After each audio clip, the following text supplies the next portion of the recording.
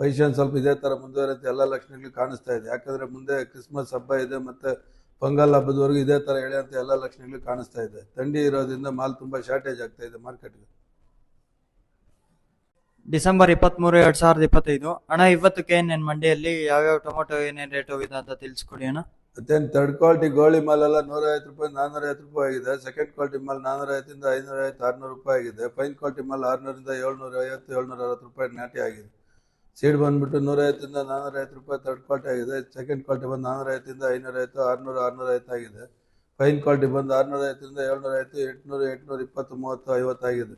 ಅಂದರೆ ಕಲ್ಲರ್ ದಪ್ಪ ಸೈಜ್ ಇರೋದು 850 ರೂಪಾಯಿವರೆಗೂ ಆಗಿದೆ. Top and top 620 700